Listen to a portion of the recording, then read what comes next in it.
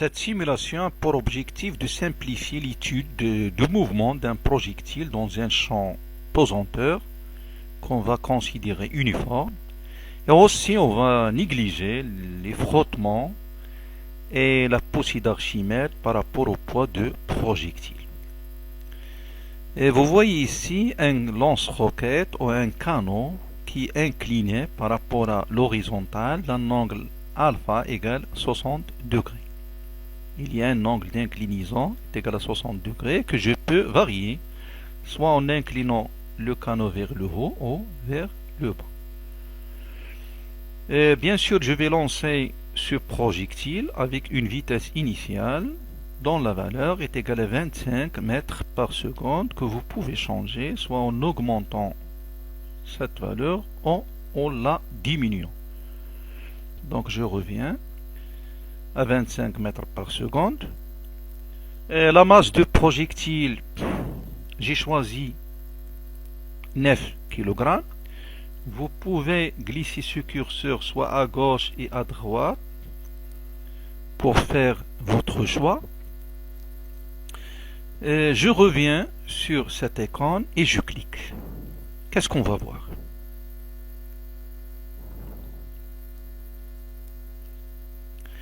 Vous voyez que le projectile, ou précisément le centre d'inertie de projectile, décrit une trajectoire en bleu, une trajectoire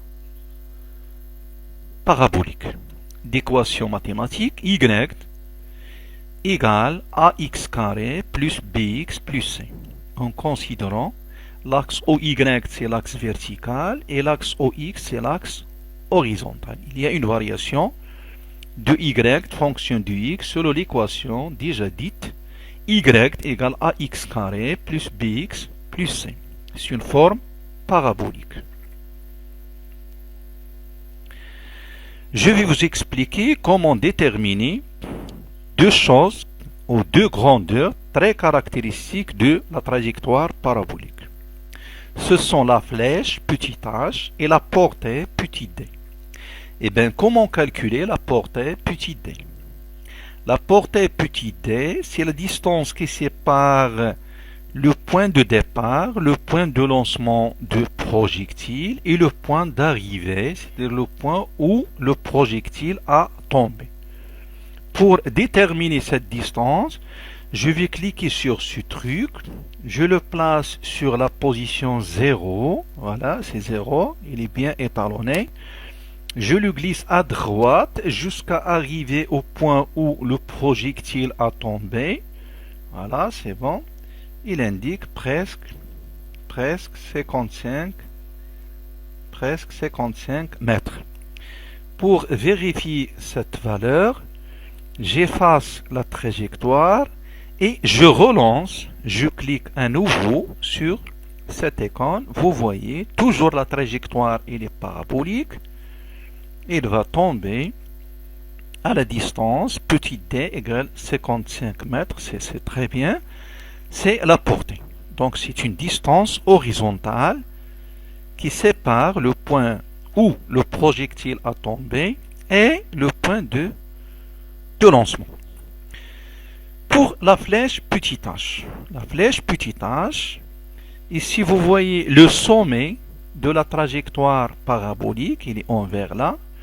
Donc je dois mesurer la distance qui sépare ce sommet à sa projection orthogonale sur la Terre.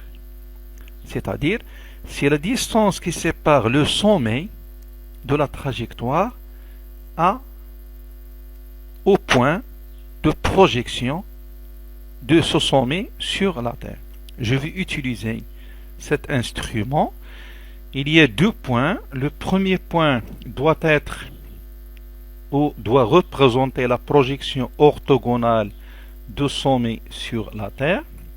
Je vais essayer. Le deuxième point en rouge, je vais le tirer et le mettre sur le sommet. Donc c'est pas vertical, je dois glisser vers la droite, un peu vers la droite, cet instrument et retirer l'extrémité pour le mettre sur le sommet. Bon. Voilà, c'est presque juste. Donc la hauteur H du sommet S de la surface de la Terre, ou la distance qui sépare le sommet de sa projection sur la Terre, il est indiqué ici, c'est presque 23,94 mètres, c'est presque 24 mètres. C'est ce qu'on appelle la flèche. Donc la flèche est égale 23,94 mètres, c'est presque 24 mètres.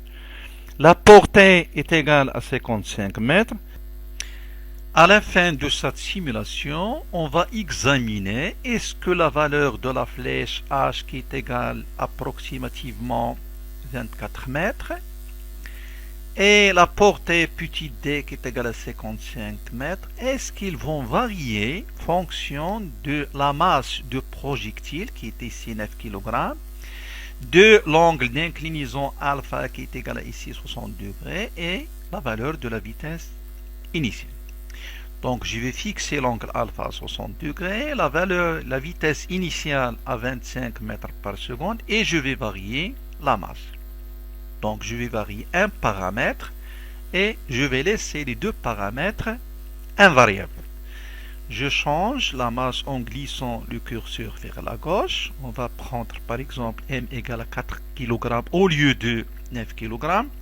L'angle alpha toujours à 60 degrés, la vitesse initiale à 25 mètres par seconde. Et je relance.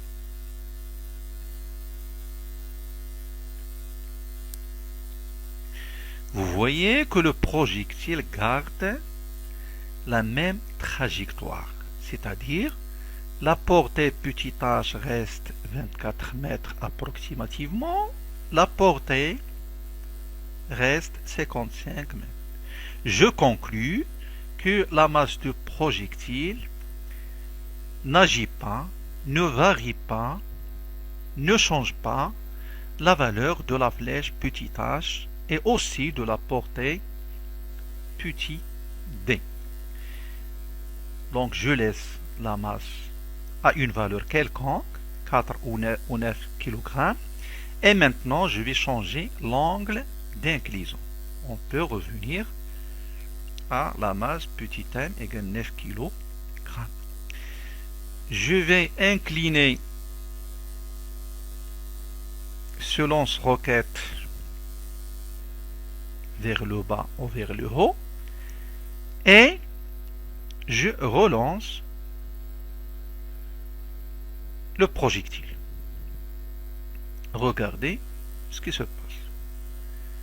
Le projectile n'a pas gardé sa trajectoire parabolique. Automatiquement, la flèche petit h va changer et la portée aussi. Donc on peut dire que le facteur alpha, l'angle d'inclinaison du vecteur vitesse initiale par rapport à l'horizontale, c'est un facteur déterminant, c'est un facteur influençant sur la valeur de la flèche et de la portée. Je reviens à 60 degrés et maintenant je change la vitesse. On va prendre par exemple la vitesse égale 20 mètres par seconde. Je relance la roquette. Vous voyez aussi que le projectile a changé sa trajectoire parabolique. Automatiquement, la valeur de la flèche h et de la portée petit d, ils vont changer. On conclut donc que parmi les trois facteurs, la masse de projectile, l'angle d'inclinaison alpha et la vitesse initiale, les deux facteurs seuls qui influencent sur la valeur de la flèche ou de la portée sont la valeur de la vitesse initiale, la valeur de l'angle alpha, mais plus la valeur de la masse de projectile. Donc, la flèche et la portée sont indépendants de la masse, mais ils sont dépendants des valeurs de l'angle alpha et de la vitesse initiale.